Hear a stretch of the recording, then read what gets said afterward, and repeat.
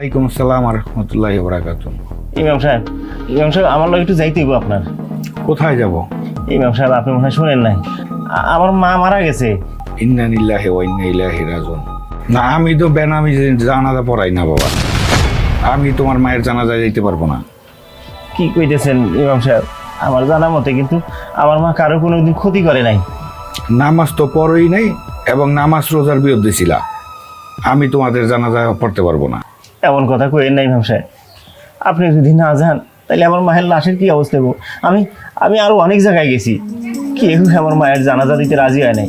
আপনি না গেলে আমার মায়ের লাশের কি অবস্থা হইব? একমাত্র আপনি ভরসা ইমাম সাহেব, আপনার কাছে অনুরোধ করি চলেন ইমাম সাহেব, চলেন। আজকে যদি তোমার আম্মা নামাজ পড়তো, রোজা রাখতো, তাহলে ইমাম সাহেবের পিছনে ধারে ধারে ঘুরতে হতো না। ইমাম সাহেব নিজে আইসা তোমার আম্মুর জানাজা পড়াইতো। ইমাম সাহেব তাহলে কি আমার মায়ের জানাজাটা হইব না? দেখো, আমি তোমার মায়ের জানাজা পড়াইতে পারবো না, তবে আমাদের মসজিদের মুয়াজ্জিন সাহেবের সাথে যোগাযোগ করো, যদি তোমার মায়ের জানাজা পড়াইতে পারে। আমি তোমার মায়ের জানাজা পড়াইতে পারবো না। মুয়াজ্জিম সাহেব ভাই, আমার না আপনি চিন্তা করেন না ভাই। আমি যেখানে কাজ করতেছি খুব সততার সাথে কাজ করতেছি, আমার কোনো সমস্যা হবো না। আমি তোমার লেগে চিন্তা করি না ভাই, তুমি আমার ছোট ভাই, তুমি নামাজ টামাজ পড়ো তো ঠিক মতন? হ্যাঁ ভাই, আমি 5 ওয়াক্ত নামাজ পড়ি, আমার যে অফিসের বস সেও নামাজ পড়ে। আসসালামু আলাইকুম। ওয়ালাইকুম সালাম। মুয়াজ্জিম সাহেব আমার লাগে একটু আপনার যাইতে হইব। কই যেতে বাবা? মুয়াজ্জিম সাহেব আমার মা মারা গেছে, আপনার যাইতে হইব। আপনি গিয়ে আমার মায়ের জানাজাটা পড়াই দিয়ে আসবেন। চলেন না মুয়াজ্জিম সাহেব। তা আপনার মা মারা গেছে, ইমাম সাহেব আছে না মসজিদের? মুয়াজ্জিম সাহেব আমি ইমাম সাহেবের কাছে গেছিলাম, উনি আমার মার জানাজা পড়াইবো না, তাই আপনারে দেখাই দিল। আপনি চলেন, আপনি আর না করেন না, চলেন। দেখেন, মসজিদের ইমাম সাহেব যদি আপনার মার জানাজা না পড়াইতে চায়, তে আমি কেমনে পড়াই বলেন? মুয়াজ্জিম সাহেব আপনার কাছে অনুরোধ করে কই, আপনি আপনি আমার মায়ের জানাজা দিতে চলেন। আপনার পায়ে জড়ায় ধরি, আপনার পায়ে জড়ায় ধরি। বাবা ওঠো, ওঠো। দেখো বাবা, তোমার মা যদি আজকাল নামাজ টামাজ পড়তো আর তুমি নামাজ পড়তা, তাহলে আমার পায়ে ধরতে হইতো না। তোমার মার জানাজা আমরা সকলে মিলা নিজে গিয়া পড়াইতাম, বুঝছো? তাইলে কি আজকে আমার মায়ের জানাজাটা হইব না মুয়াজ্জিম সাহেব?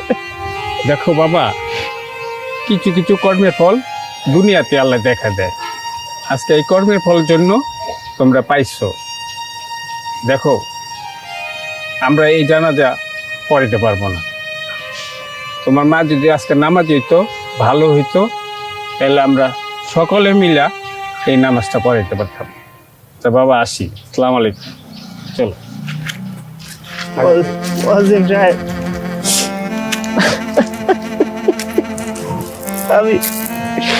আমি এটা কি করলাম এই দুনিয়াতে?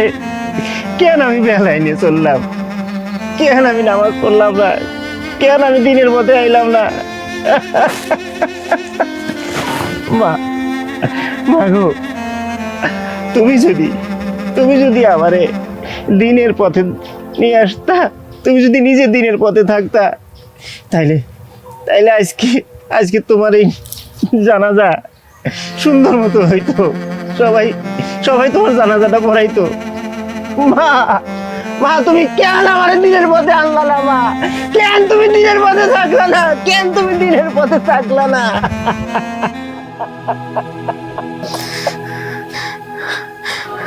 না শাহেদ, বাবা বাবা তুই কই গেলি? বাবা আমি অনেক বড় একটা খারাপ স্বপ্ন দেখছি বাবা রে। বাবা কি হয়েছে তোমার? আমি ঘুমের ঘরে অনেক অনেক খারাপ একটা স্বপ্ন দেখছি রে বাবা।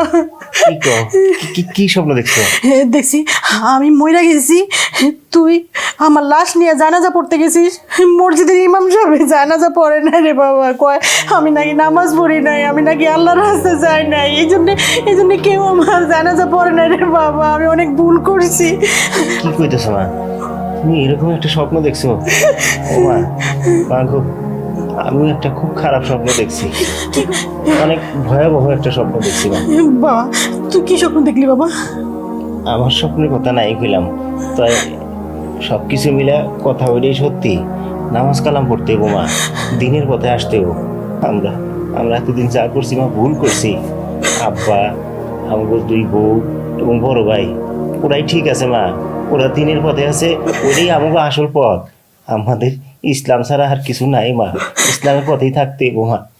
ও ও বাবা, তুই ঠিকই করছিস। কালকে তো ধরে আমরা রোজাও রাখবো, 5 ওয়াক্ত নামাজও পড়বো বাবা। তুইও নামাজ পড়িস বাবা, রোজা রাখিস বাবা। মা, এই যে তোমার শুয়ে কইতেছি, আর কোনোদিনও আমি এগুলো মিস করবো না। নামাজও পড়ুম, আমি রোজাও রাখবো না, আর কোনো খারাপ কাজের মধ্যে পা দেবো না। আচ্ছা, বৌমারা কই বাবা, বৌমারা কই? ও কাজে আমার নিয়ে যা বাবা, ও কাজে আমার নিয়ে যা। ওরা তোমার এখন ইফতার করবো। চলো ও কাছে আমার নিয়ে যা, আমি ও কাছে মাপ চাই নিবো। আমি জীবনে অনেক বড় ভুল করছি বাবা, ওরা যেন আমার ক্ষমা করে দে। চল বাবা, আমার নিয়ে যা। চলো মা, ওরা ইফতারে বইছে, আমরা গেলে আমগো নিয়ে ইফতার করবো না, করবো না। চল বাবা, চল।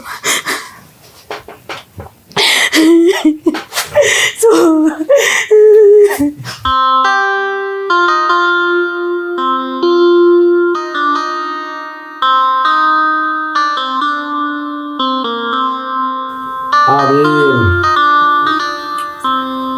সারাদিন রোজা রাখার পর সবাই মিলে একসাথে যে ইফতার করবো, এটা তো কত বড় ফজিলত। যদি ওরা জানতো তাহলে ঠিকই রোজা রাখতো আর নামাজ পড়তো। ঠিক বলছি ঠিকই না? বলেছেন আব্বা, কিন্তু এখন যদি মা আর আপনার ছোট ছেলে থাকতো তাহলে পুরোই ভরপুর ইফতার হতো আমাদের, তাই না? আব্বা, হ্যাঁ বাবা। আমি কি মা আর সাহেবকে ডেকে নিয়ে আসবো? বাবা রে, আমিও তো চাই যে ওরা আসুক, একসাথে মিলামিশে আমাদের সাথে ইফতার করুক, কিন্তু আইসে তো ছেলে দিলে শুরু করে দেবে, দরকার নাই টাকা। কিন্তু আব্বা, মা আর আপনার ছোট ছেলে ছাড়া না আমার ইফতার করতে একদমই ভালো লাগে না। আমি না, তুই এক কাজ কর, তুই যা সাহেব আর আমার ডাইকা নিয়ে আয়। আচ্ছা ঠিক আছে আব্বা। বৌমা, আমরাও তুমি ইফতার করবো, আর কালকে থেকে 5 ওয়াক্ত নামাজ পড়বো, রোজাও রাখবো। আম্মা, আপনি সত্যি কইতেছেন? কাল তারিখ আপনি রোজা রাখবেন, 5 ওয়াক্ত নামাজও পড়বেন? আলহামদুলিল্লাহ। আব্বা, মা কি কয়? যাক, আল্লাহ যে হেদায়েত করছে, আসলো হেন ইফতারের জন্য, ওকে, ভালো কথা। রাত্রে ভোলা যদি সকালবেলা ফিরে আসে তারা ভোলা কয় না।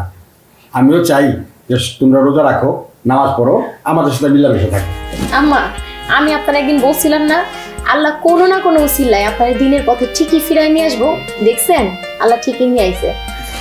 আপনি যে আজকে আসছেন আমাদের সাথে ইফতার করতে, আমরা সবাই অনেক খুশি। আব্বা, আমরা এতদিন ভুল পথে আছিলাম, ইসলামের বিপক্ষে থেকে আমরা যে ভুল করছি তার শিক্ষা আমরা পাইছি। আব্বা, আম্মা একটা খুব খুব খারাপ স্বপ্ন দেখছে। বাবা, তুই স্বপ্নের কথা এখন আর তোলার দরকার নাই।